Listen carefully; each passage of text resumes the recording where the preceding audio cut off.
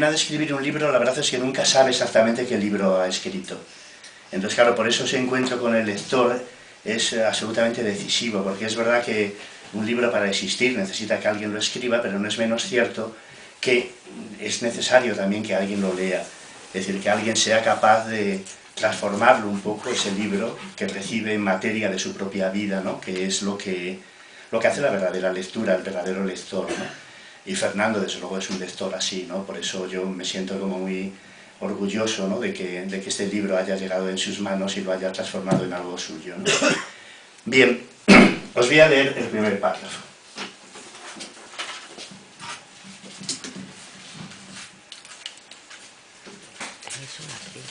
Así empieza el libro. He vuelto a ver a la señora. Estaba al pie de la cama y la vi con la misma claridad que otras veces, ya que su cuerpo desprende luz. Recuerda la luz que se refleja en las aguas negras, la luz que hay en los pozos cuando tus ojos se acostumbran a la oscuridad. Una luz que nace de dentro, de lo más hondo, que tiembla y te obliga a mirarla. En esta casa abundan los ruidos nocturnos. Crujen las tarimas del suelo, las puertas, las viejas cómodas y los armarios.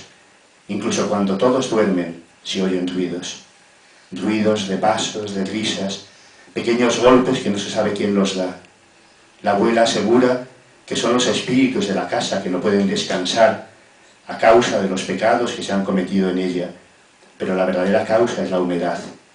La madera se hincha y se queja como si estuviera enferma, como si tuviera conciencia y recordara cosas. Cosas que tienen que ver con el paso del tiempo y que forman parte de un mundo anterior.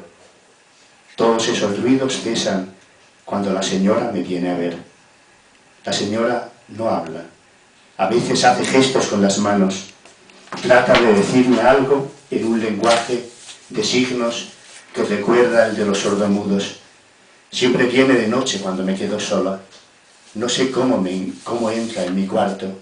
Puede que lo haga a través de una puerta oculta, una puerta que solo ella conoce y por la que entra y sale sin que nadie la vea. Una puerta secreta como la que lleva al cuarto que el tío Orestes mandó construir. El tío era hermano de la abuela e hizo ese cuarto para espiar a su mujer. Era una actriz portuguesa a la que había conocido en uno de sus viajes.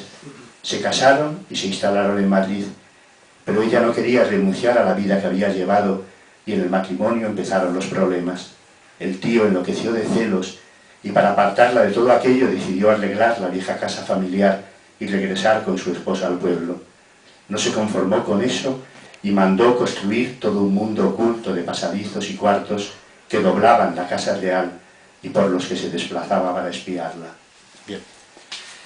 Este es el comienzo del libro. Entonces, desde el primer momento se revela que esta muchacha que ha regresado a este pueblo, que por cierto es Villalba de los Alcores, en plena Tierra de Campos. Bueno, Tierra de Campos es un poco mi comarca mítica, porque es la zona de donde procede la familia de mi padre, es la zona en la que yo he pasado parte de mi infancia y a la que una y otra vez vuelvo casi sin pretenderlo, sin darme cuenta, pues he vuelto en muchísimos de mis libros, ¿no? Entonces, es decir, es una zona, por lo tanto, que se me impone, no es que yo voluntariamente quiera elegirla, ¿no? Por otra razón, ¿no? Entonces, bueno, en cierta forma es volver a la infancia, que es lo que siempre hace un escritor, ¿no? Es decir, alimentarse de ese tiempo de la infancia, ¿no? Y de ese niño que de alguna manera fue y de las cosas que aprendió cuando era un niño, ¿no? Bien, entonces esta chica, la protagonista de mi novela, tiene 15 años, se llama Ana, entonces va a ese pueblo, que es el pueblo de su abuela, es el pueblo de su madre, donde su madre pasó la infancia. Su madre ha muerto, ella es huérfana. Entonces su abuela está enferma, ha tenido un derrame cerebral y entonces está con la cabeza medio perdida, no dice más que cosas extrañas, como disparates, por otra parte maravillosos, ¿no? Porque de alguna forma todo ese delirio de la abuela es el que habla de verdad de lo que sucedió en ese pueblo, ¿no? Es decir, a su manera es el que lo nombra, ¿no? Y entonces, bueno, esta muchacha llega a este pueblo y entonces enfrenta a ese mundo un poco de los secretos familiares, ¿no? Se enfrenta en primer lugar a una casa extraña, que es una casa con una casa secreta dentro.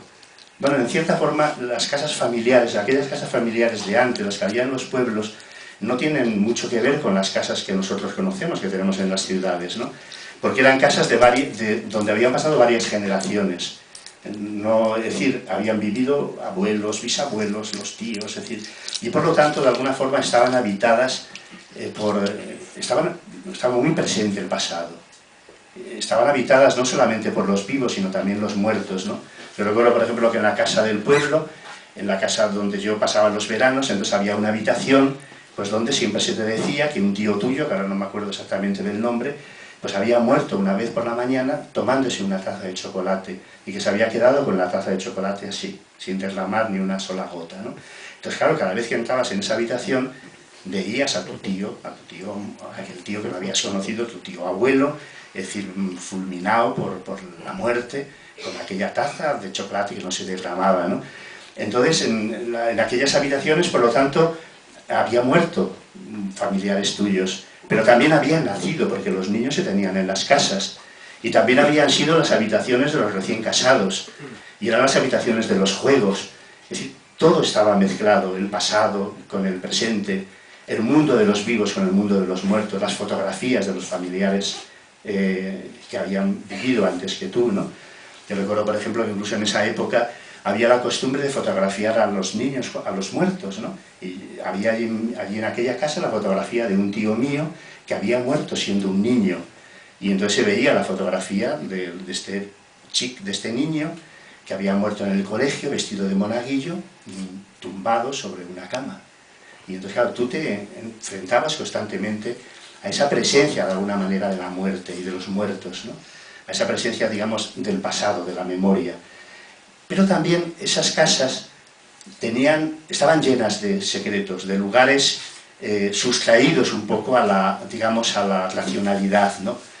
Una casa como la que tenemos nosotros en la ciudad es una casa perfectamente abarcable por una mirada, ¿no? Es decir, sin embargo, aquellas no, tenían espacios sustraídos un poco a lo más aparente.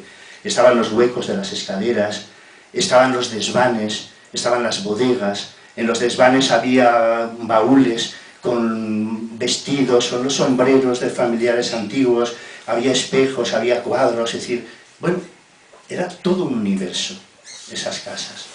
Un universo además de secretos. Entonces lo que se encuentra esta muchacha al llegar al pueblo es con ese mundo de sus secretos familiares, ¿no?